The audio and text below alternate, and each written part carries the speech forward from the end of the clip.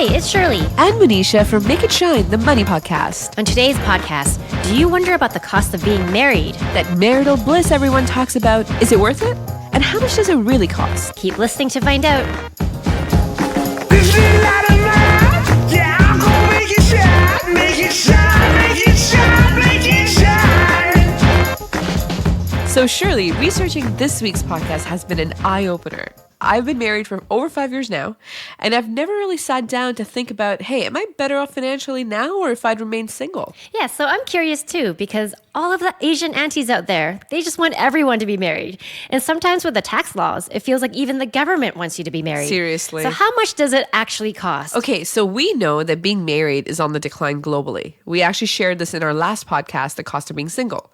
And for the first time since 1976 in America, there are more single people than married people in the country. So over half of America is single right now. And it's a similar story for Canada, where 48% of the country is single. And that has been growing almost at a linear trend for the last few decades. So the average age at which people are getting married is going up too. For women, the average age is 35 years old, and for men, it's 38. Wow. I mean, I can't believe my parents got married and had their kids in their early 20s. It feels crazy to think about right now. And if I think about my grandparents, I think they were like in their late teens when they got married. Yeah, same with mine. And the reason marriages are declining is because wealth is growing. Klinningbird from NYU suggests that the driving factor is actually growing wealth per capita. Did you know in the 1950s, only 22% of America was single because it was impossible to afford to be single? But since then, people have a lot more choices and options, and they're choosing to stay single, especially women. And I would say socially, especially in the G7 countries, being married is no longer a required part of growing up like it was before. So single parenting is on the rise, cohabitation is on the rise. And really, it comes down to, like you said, more options, right? That allow for the right kind of lifestyle for each individual. But how come even with all of these numbers, a large portion of the world is married? Yeah, those stats are, the ones we shared earlier. They include people that are far too young to be married. And it also includes seniors, which, given the longer life expectancy, unfortunately, have a higher likelihood to be without their spouses in later parts of their lives. So the reality is that as much as single households increase, they are still about a quarter of all households in Canada. Yeah, they're still number one. And you can argue now with all that choice, people that are choosing to get married or cohabit together, they must believe they will be happier. And the question is, are they wealthier? So a study from Ohio State University showed that after a decade of being together, married couples had a net worth that was 4 times greater than singles. Isn't that crazy? 4 times as much. Yeah. I mean, that's huge. Obviously, there's a lot of costs to getting to that point, but 4 times, I mean, that almost makes it worth it. Yeah, so remember in our last podcast, we talked about J-Lo. So Jennifer Lopez has had 6 engagement rings, and the overall cost of the rings range anywhere between $11 to $16 million. Wow. The cheapest ring is from her first wedding at a reported cost of $20,000, which isn't chump change either. Yeah, $20,000 is enough to get married. Forget just an engagement ring. Exactly. And like, which one is the most expensive one? Is that the pink one from Ben Affleck? I know that's quite rare. No. So that one was $1.2 million. The one from Mark Anthony is the second most expensive at $4 million. And the new green one from Ben, that one is between $5 to $8 million. So I've done my research.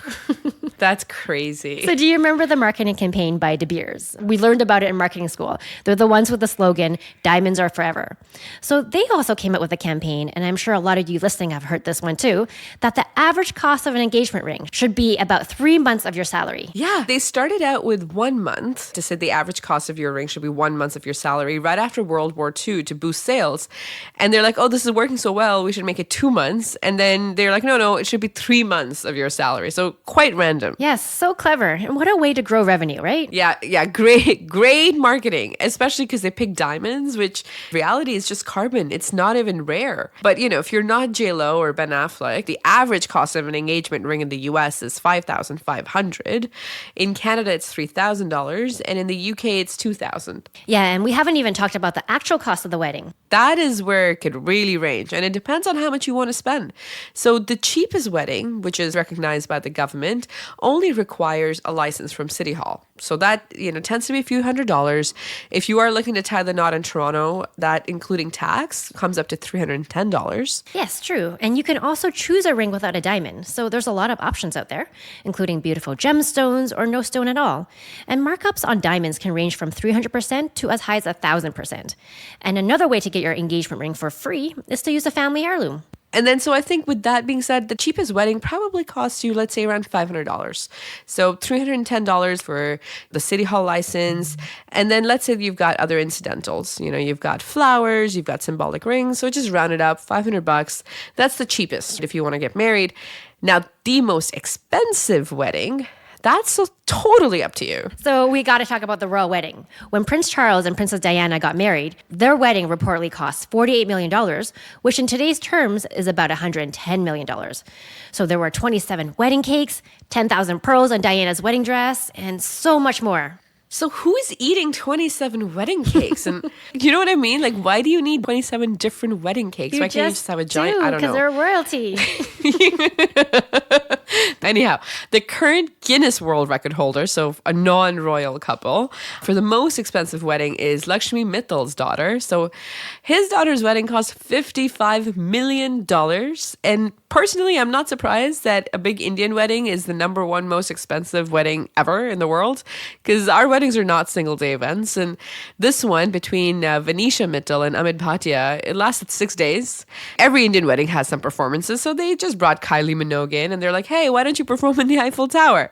And they also rented out the entire Palace of Versailles for all the other ceremonies. So quite easy to go to $55 million when you're doing all that. Oh, I would love to attend a wedding for $55 million. So what we're saying is that the cost of a wedding, it can range anywhere between $500 to $55 million. For the average person, however, a wedding cost could be anywhere between $20,000 to $30,000 in Canada. And it's slightly higher in the US at an average of $33,000. Well, since the pandemic, many of our friends have gotten really creative around planning their weddings. So remember back in Ontario when the rules about sizes of gatherings for both indoors and outdoors kept changing? Yeah. One of my friends had a beautiful wedding in her parents' backyard with 6 people.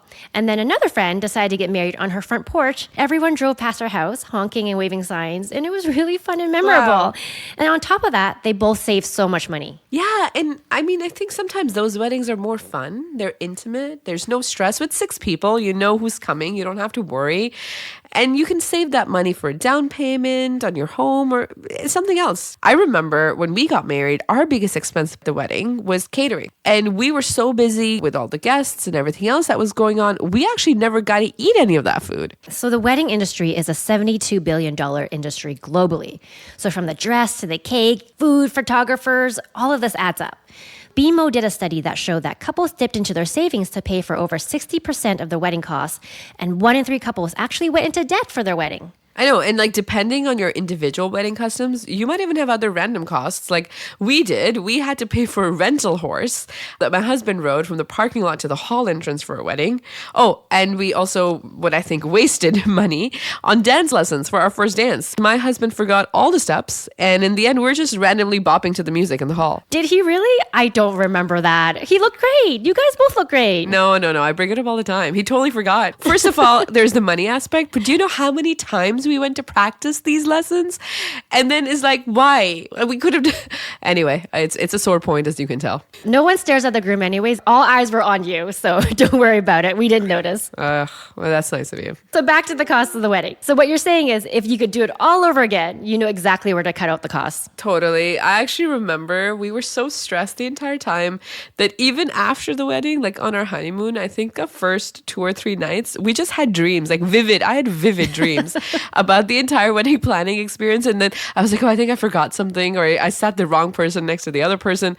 I really, really, really, really loved our wedding, and I loved having everybody there. So I wouldn't change anything, but I know that it's an expensive and very stressful experience. So it's not a cheap way to start your married life together. Yeah, so you're not the only one. For context, Money Sense reported that while the cost of weddings has doubled in the last decade, the median annual income in Canada has only increased by 26%. So with just the wedding and the engagement ring alone, we're at an average cost of $35,000 already. And if you want, let's say, a little honeymoon after, you're going to round that $35,000 up to $40,000 quite easily. And on top of that, the average salary in Canada is $54,600, which means the after-tax amount is about $39,500. So you're already spending more than your after-tax take-home pay for a year just to get married. Yeah, it is such an expensive start, but there are very specific reasons that over time, we shared earlier, married couples still end up with 4 times the net worth of a single person. The first reason is that couples with unequal income usually get a marriage bonus through tax benefits by maximizing their spousal RRSPs or pooling incomes to lower tax brackets. Number 2, married couples get a financial discount on products such as auto insurance or home insurance. And then reason number 3, married couples often qualify for better credit and better terms on loans. Number 4, a couple whose employers offers both of them health insurance can choose a plan that's the best or the cheapest for them. So this is especially a huge difference maker in America for couples there, because healthcare costs there are easily some of the most expensive in the world. And this really allows them to pick the best. And while going through these reasons, this reminds me of our previous podcast, What Are the Costs of Being Single?, where single people have to pay the single supplement because a lot of expenses are designed to be shared between couples. So couples actually have the benefit of shared expenses. So the annual Consumer Expenditure Survey shows that by combining their expenses, an average couple saves over $13,000 a year. And as a couple, even if you end up living in a larger home, such as a 2-bedroom apartment instead of a 1-bedroom, you still end up cutting housing costs by 42%. Yeah, and there's that added option of division of labor. So you can split chores with your spouse as an example. So let's say like I do the cooking, my partner does the dishes. And for some couples, this can also mean that one person focuses more on their career while the other one takes care of the household. So it's actually one of the key reasons that married men continue to out-earn every other demographic by a large margin. Yes, and at the peak of their career, married men make $30,000 more than single men. And the benefit is carried over to women as well, with married women making $6,000 more than a single woman.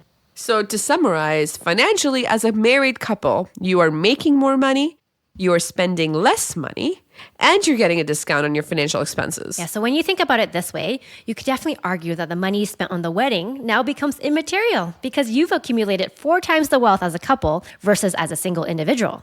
A big cost that we haven't factored in here completely is the cost of growing your family. You have to pay for additional costs such as childcare and higher household costs, especially if you want to move to a bigger place. Right, and once you have kids, you also start thinking about your will and your life insurance. There's phases in a marriage where you might become asset rich, but you're cash poor. So when you're stepping up and you're buying, let's say, a bigger house or you're getting a second car, and also once you have kids, all the benefits that we talked about, they may not all apply to you anymore. They actually get taken away. But that's for our next episode, the cost of having kids. And the biggest risk to the wealth accumulated by a couple is if they get divorced. Each couple's net worth could drop by 50%. And for some, it could be even higher, which we'll cover in our next podcast on the cost of getting divorced. You can quite literally lose everything you've built together and that higher net worth. And with over 40% of all marriages ending in a divorce, that's actually much more of a reality that couples looking at Tad not want to admit to themselves. But if you are thinking of getting married, there are definitely tangible financial reasons that make sense. However, the catch is, you have to stay married. So I think the story here is, from a financial point of view, you might be better off staying single than to marry the wrong person. Definitely. After all, who we choose to marry is the most important decision of all. We hope you enjoyed this episode, and please give us a 5-star review. Let us know what you think and continue to make it shine. This little light of mine, yeah, I'm gonna make it shine, make it shine, make it shine, make it shine. Any views or opinions represented in this podcast are personal and belong solely to the podcast creators and do not represent those of people, institutions, or organizations that the owner may or may not be associated with in professional or personal capacity unless explicitly stated.